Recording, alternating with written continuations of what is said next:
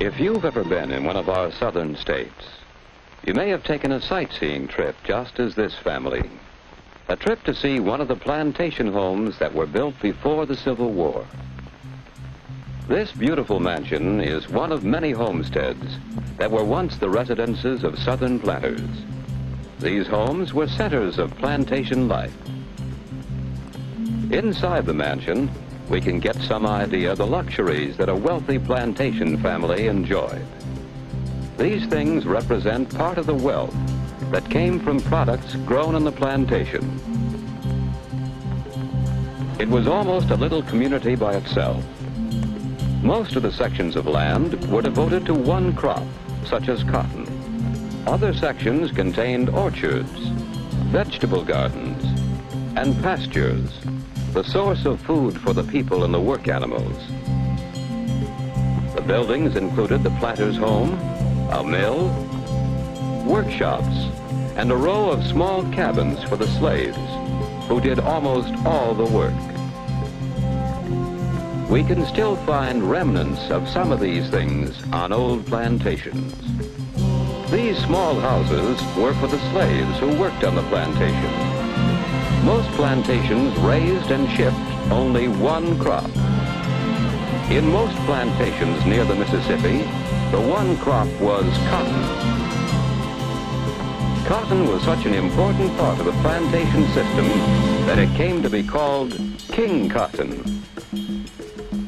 The enormous amount of hand labor required to grow and pick the cotton was supplied by great numbers of slaves. This, then, was the economic background of the plantation. Cheap slave labor producing one main crop on vast tracts of land owned by the planter.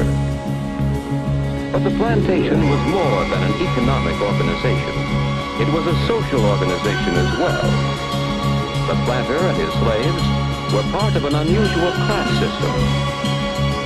The sharp division of people into two main groups, the owners and the slaves, left a lasting influence on the society of the South.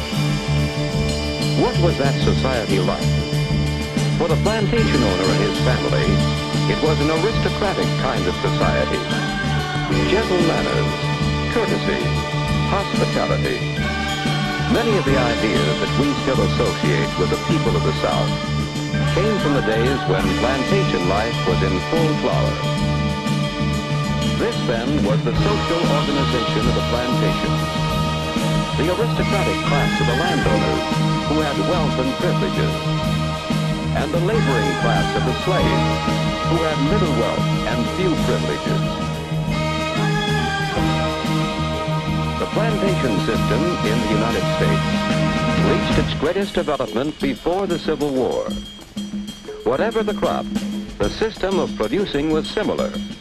Cheap labor, one crop, and vast tracts of land. These are some of the things we can better understand when we visit one of the old plantation homes of the past. The plantation system did not entirely disappear. Some elements of that system did not change. The land, cultivated for generations and still productive, remained. The source of labor, great numbers of Negroes, remained. The demand for cotton remained, and the growing of cotton continued. So the plantation system, in a smaller and modified way, continued and can be found in the South today. Much of the work is still done by hand. Most of the workers are Negroes who live on the plantation. Today, this owner has less land than the plantation owner of the past, and he lives in a house that is less pretentious than the great mansions of earlier times.